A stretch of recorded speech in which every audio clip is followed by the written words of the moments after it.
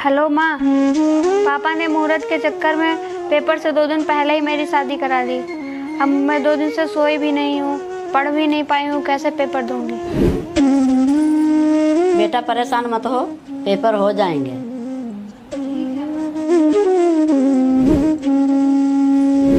लो, जिसका डर था वही हुआ। 10 बजे मुझे एग्जाम सेंटर पहुँचना था, ये आ गई। अब कैसे मैं जाऊंगी। आज ही आना था मुंह दिखाई की रस्म के लिए। ले बहू, तू सूट पहन के जा पेपर देने। समाज की चिंता मत करना, वो मैं देख लूंगी। जब तेरी नौकरी लग जाएगी तो समाज का मुंह अपने आप बंद हो जाएगा। दोस्तों, अगर हर घर में ऐसी सास हो तो घरेलू हिंसा जड़ से खत्म हो सकती है। क्या आप मेरी बात से सहमत हैं? बहू। जी माँ जी। अगर ओढ़ने के लिए कपड़ा कम पड़ गया हो तो मैं मंगा दूं तुम्हारे लिए। क्यों माँ जी?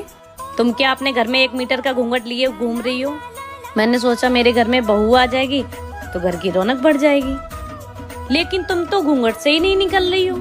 वो माँ जी, मेरी मम्मी ने कहा था कि ससुराल में घूंघट डाल के ही घूमना। तुम्हारी माँ ने कुछ सोच के ही बोला होगा, लेकिन हमारे घर में ये घूंघट उंघट नहीं चलता। ठीक है माँ जी। अब मैं चांद जैसी बहू लेके आई हूँ तो मैं पूरे घर में चमकता हुआ देखना चाहती हूँ। माँ जी, मैंने सोचा था मेरी सास बहुत खड़ूस होगी, पर आप तो मेरी माँ से भी प्यारी हो। चल जा अपना काम कर। बहू, कल मेरी बेटी की नंद की सगाई है, तुझे यही साड़ी पहन के चलना है उसके ससुराल। माँ जी, मेरे पास तो बहुत सारी साड़ियाँ हैं ना, मैं उनमें से कोई पहन लूंगी ना। पर माँ जी, ये साड़ी बहुत भारी है, ये मैं नहीं संभाल पाऊंगी। मैं एक काम करती हूँ, मेरे पास जो साड़ी है मैं वही पहन लेती हूँ, इसे आप रख लीजिए। हाँ, मुझे पता है कि तेरे पास 200 रुपए वाली बहुत सारी साड़ियाँ हैं, लेकिन तू वो सब नहीं पहन कर जाएगी। जितना बोल रही हूँ उतना सुन, यही साड़ी पहन कर जाएगी हमारे साथ। बहू, तू क्या चाहती है?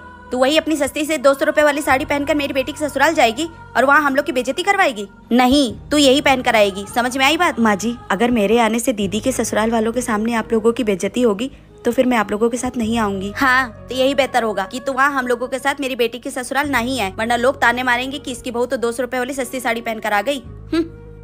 माँ जी, मैं गरीब भले हूँ, पर उसका ये मतलब तो नहीं है कि आप लोग हमेशा मेरी बेइज्जती करते रहे। क्या गरीब होना पाप है? आप लोग इस बात से सहमत है तो कमेंट करके जरूर। बहू, तुमको आए 10 दिन हो गए हैं, जब से आई हो कुछ बोल नहीं रही हो। क्या बात है? अच्छा रुको, मैं तुम्हारे भैया से पूछती हूँ। हेलो, अरे भैया, आपकी बहन जब से आई है तब से कुछ भी नहीं बोल रही है। अरे माता जी, आप जब आए थे तो आपने ही तो कहा था हमें एकदम गूंग बहू चाहिए। तो मेरी 3 बहनें थी, 3 में से एक गूंगी थी, तो मैंने उसको